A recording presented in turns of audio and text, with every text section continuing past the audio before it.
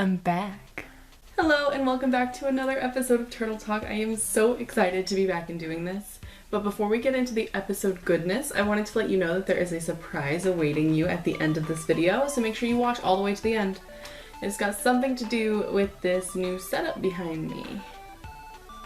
I also wanted to say a quick apology for the quality of the video. I know it's the exact same that it has been, and I would have loved to come back with a much better quality, but I'm using the same old camera, and there actually is no mic setup for the camera, go figure. But without further ado, let's get into the episode. Notes from the Underground, parts 1, 2, and 3. Zoinks!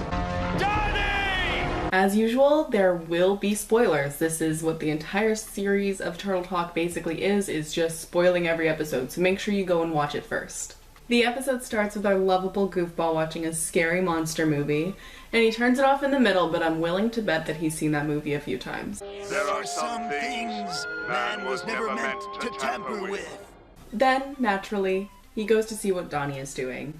Donnie is looking at some crystals that they found when they moved into the lair, and oh, Mikey has already done something. Mikey not only woke up every single person in the lair, but also Satan's Hellions. And then they all go and break rule number 1 of scary movies, because of course they do. In this moment, I swear we are all Michelangelo, because who would go exploring that crap in the sewers? No thanks. No thanks. I'll stay here. When they go back to the lair to examine the sample of the rock that Don took, Splinter encourages them to go find out more about these creatures that melted rock. So they all go and pack up like they're heading out on a weekend camping trip because Splinter wanted the place to himself for a bit. Like, how did they know they were going to need all those supplies? Either way, it's time to seek out Death. Death visits them first in the form of an abandoned subway tunnel that apparently should have been collapsed by now, according to Don. And then Mikey sneezes, because of course he does. And then the monsters come in. Wait. Next time, bring an antihistamine. Did he say antihistamine? Does the demographic of this cartoon even know what an antihistamine is? Do I even know what an antihistamine is? So they're chased into a big old cavern and decide that, oh, this is the perfect place to set up camp. We'll just camp out down here. No big deal. Totally fine. Did anyone phone Splinter to let him know that they were still alive? No? Then Mikey has a dream vision and oh snap, it's your boy Satan! Oh, and his Hellions. Then it's time to ninja away and you've messed it up. Fantastic. I'm gonna need that move to be myth busted. Then they come across a genetics lab where Don somehow put together they were experimenting with mutation and Mikey hecked up again. Before they can get crushed to death by a giant glowing force field, Raph somehow throws his scythe through the force field and damages the entire crystal energy field, everything. Then they discover that the Foot is the one that built the lab and was behind all of the monsters, and they literally just plucked people from the streets and their homes and turned them into monsters. The Foot and Shredder does not care about anyone. And everyone say it now? Perhaps there are some things man was never meant to tamper with. Then the monsters in the video come and attack the guys. And this is where the first episode ends, but we're just going to keep rolling into the second episode because there is no to be continued on Turtle Talk. And in this second episode, it begins with them fighting all the monsters, and Mikey is literally so useless in this fight.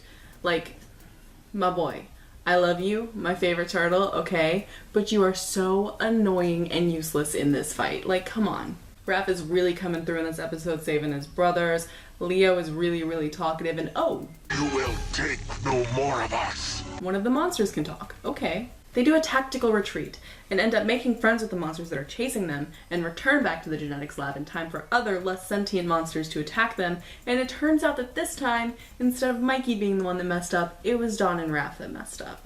Now, Quarry, I don't even know a single thing about you right now, but I feel for you so hard. This poor person. They end up having to use one of the smaller crystals that Don brought along to put up a force field that doesn't last quite as long as the last one did, but it does last just in time for the other monsters to retreat. So they barely survive and make it out of there by the skin of their teeth, and then Raph volunteers him and his brothers to go help the other monsters, Quarry and her friends, find a bigger crystal to use. So based in seriously good judgment, they follow these subterranean rock creatures deeper into the caverns, through the bog of eternal stench, and eventually to a whirlpool where none of them think to ask, oh, what's on the other side? They just jump right in, and surprise, on the other side is Death.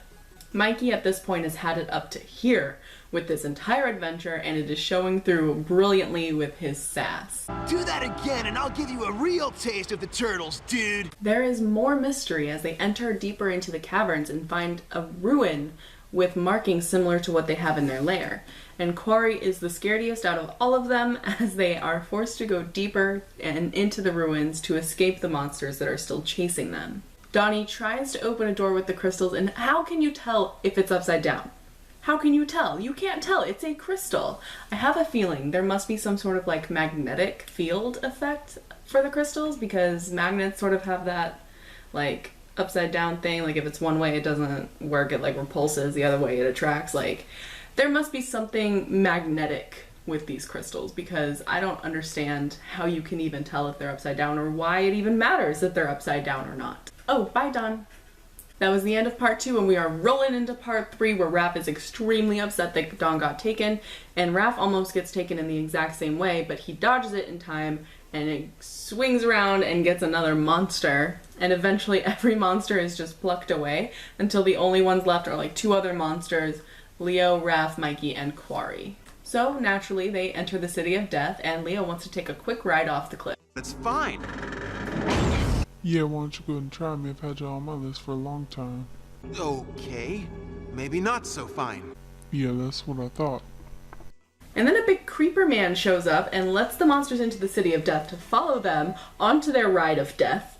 Like everything in the city is of death. On their ride of death, they jump on and they're sabotaging it, and the guy throws those orbs and makes the monsters disappear, but not soon enough, and the ride's cord snaps and they start falling to their death. They land mostly safely, and Leo finds some crystal scooters to ride around the City of Death. There is more mystery in the abandoned underground city, but eventually Leo gets taken, and then Raph, and then there are 2. Quarry is so scared that Mikey has to take over resident non-scaredy cat, but it doesn't quite work out that well. I warned you all. Quarry gets on the scooter voluntarily, but then jumps off as soon as they realize that Mikey is hurtling right toward the creepy man. Quarry eventually gets taken, and then there was 1. Mikey walks a lonely road and ends up right at the place that he saw in his dream vision. This is where he finds the monsters and Quarry all frozen in some weird capsule pods, and when he tries to free Quarry, the creeper man shows up and Mikey tries to fight him until his brothers also show up. And honestly, I wouldn't trust his brothers. Like, you don't know what that man did to their minds. But my instinct was off and they're fine. The Creeper Man is not fine, though. Creeper Man is saving the people by reverting them back into their human form from their monster form. That's what's happening as they're frozen in those capsules. But this man is the only one left in his entire race of people. Like, his race of people has gone completely extinct because they're selfish and stupid. But more about that later in the entire series. So he's very lonely. So he's expecting all of these people, once they are turned back into people, to join him and help him rebuild his city and his entire race of people, which is wrong on so many levels. Let me put it this way. There's no way we're relocating to this creepoid community, understand? So Creeper Dude has got to go. And, oh, turns out he's actually got a lot of magic powers, and he traps Leo, Raph, and Dawn. And Mikey is the only one that is able to move freely and kick his butt. And kick his butt he does. And he freezes the Creeper Dude, much like he froze those monster creatures, people that are creature monsters. And they're able to let all of the monster people go. And as it turns out, Quarry was a lady this entire time! As a kid, that was such a reveal. I was like losing my mind when I saw it. But all the people find scraps of solid color clothing and make their way out and eventually onto the surface, except they don't get too far, because if they stray too far from the crystal moon, they turn back into monsters. So unfortunately, all the people have to stay down in the city like the Creeper Man wanted, but he's still frozen, so it's okay. And the guys want to help, but the people won't let them stay. They tell them they need to get out and go. You have lives of your own. We will figure out a cure. We will figure out a way to leave this place. And Dawn says, I'll look for a cure too. So the guys are able to leave, and there's this entire new plot that is just waiting to be uncovered unless they just decide not to do anything with it, like some shows. So the guys somehow find their way back into the sewers even after the subway tunnel collapsed. I guess there must have been another way for them to go. And in the sewers, they find that it is just swarming with foot ninja. I guess when you kill a ninja master, all of their students kind of want to get revenge. So with Splinter now in tow, they head over to April's place, uninvited, and as soon as they enter, ask for food, ask for her cable, Mikey breaks something, and she's just standing there. She was clearly ready to go to bed, and she's just standing there like, what? Beautiful. So this was a really long episode, and I thank you guys for sticking around to the very, very end. Now, I don't have a whole lot that I want to say about the episode that I didn't mention in the summation.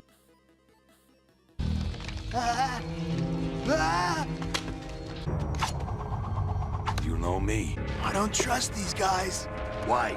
Try the fact that they're monsters. Yeah, well, to some people, so are we. As we speak, the power of the cavern's crystal moon is infusing them with regenerative energy. Master Shredder believes his enemies have taken refuge underground. Our foot soldiers have been unable to locate them, so the genetic division has been directed to mutate human subjects. I'll keep studying the crystals. We can beat this. And then we'll be back. That's a promise. And the episode's already long enough that I think I'll just leave the conversation for the comments below. And as a reminder, you can always talk to me on Twitter. To keep this video from being longer than it really needs to be, I'm just gonna go into the surprise I told you about earlier. I am doing a giveaway. I figured I'm back and I'm ready to play, so why not get you guys fired up as well, huh? In the giveaway, there will be 2 winners and 2 prizes. The prizes are the exact same thing. I have 2 Ninja Turtle 2003 DVDs, the New York City Showdown. These DVDs come with Return to New York Parts 1, 2, and 3. So you can maybe see on the cover, the back cover there. These have never been opened by me. I got them from like Walmart or something, so they may be used and have been opened before. There are 6 episodes left until I cover Return to New York Parts 1, 2, and 3, and I would love for you guys to be able to watch it yourselves on your TV or computer. The rules for this giveaway and what to expect will be mentioned in the next Turtle Talk episode, so make sure you're subscribed so you don't miss it. Thank you so much for watching, and I will see you next episode. I'm done. Woo! Yeah, y'all lived this time, but I still got my eye on you.